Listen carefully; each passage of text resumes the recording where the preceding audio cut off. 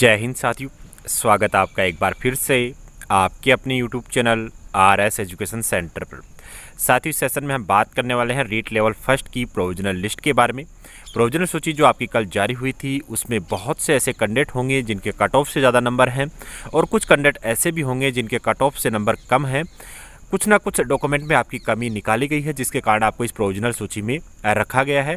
तो दोनों ही कैंडिडेट, चाहे आप कट ऑफ से ज़्यादा नंबर रखने वाले कैंडिडेट हो, कट ऑफ से अधिक नंबर रखने वालों को, तो मैं 100% कहूँगा कि आप अपना डॉक्यूमेंट की जो कमी आपको बताई गई है, अगर आप उसको कंप्लीट कर लेते हो तो बिल्कुल आपको चिंता करने की ज़रूरत नहीं है, आप सेलेक्टेड हैं।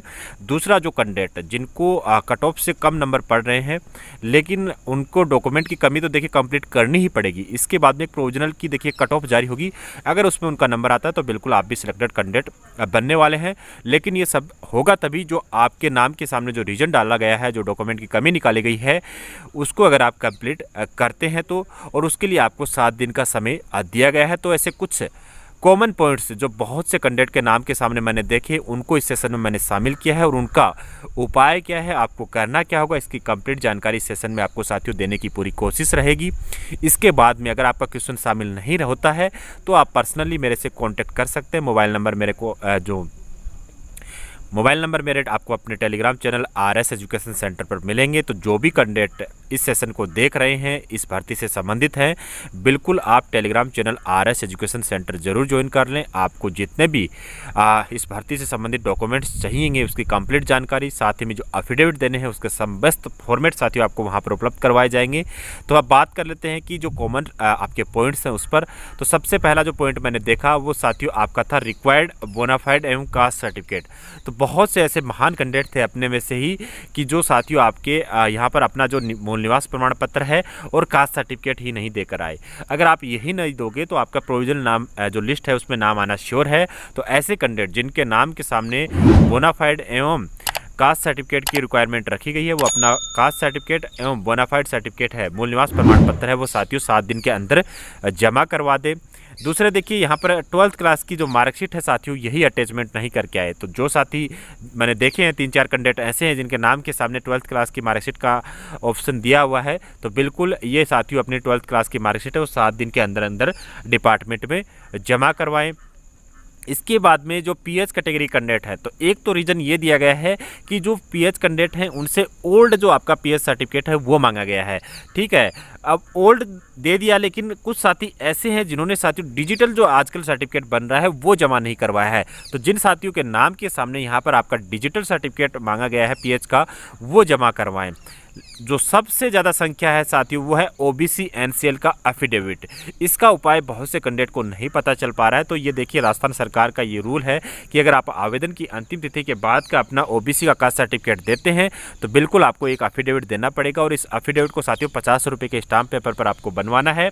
और इसका जो फॉर्मेट है वो मैं आपको अपने Telegram channel RS education centre पर उपलब्ध करवा दूंगा।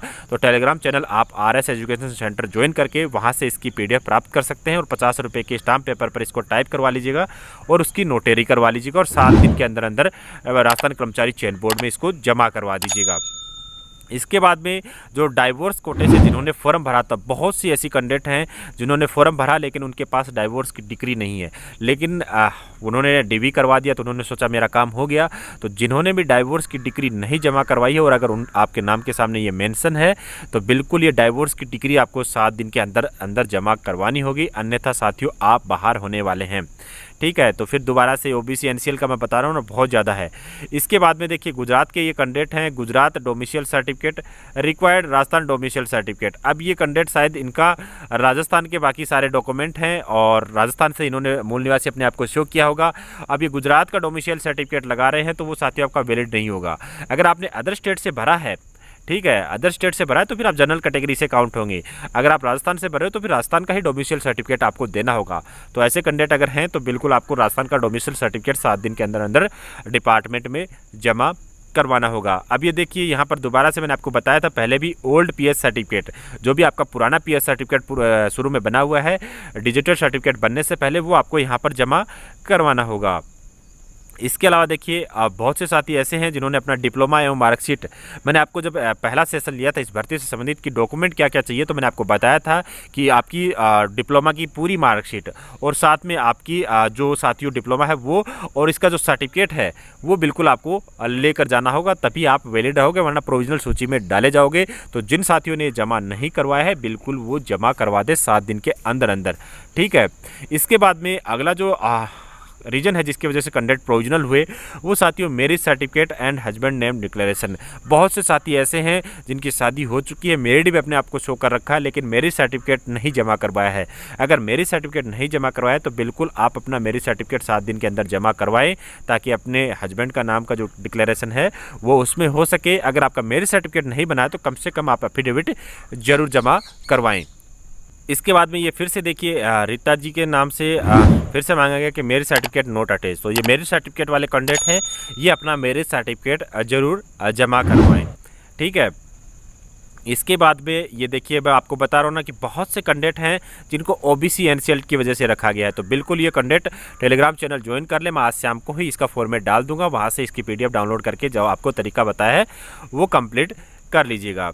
इसके बाद में ईडब्ल्यूएस की कैटेगरी से आपने फॉर्म भर दिया, लेकिन ईडब्ल्यूएस का सर्टिफिकेट है वो जमा नहीं करवाया। अगर ईडब्ल्यूएस का सर्टिफिकेट जमा नहीं करवाओगे तो ईडब्ल्यूएस कैटेगरी में आपको कोई भी काउंट नहीं करने वाला है। तो ये कैंडिडेट 7 दिन के अंदर अंदर अपना ईडब्ल्यूएस का सर्टिफिकेट जमा करवाएं।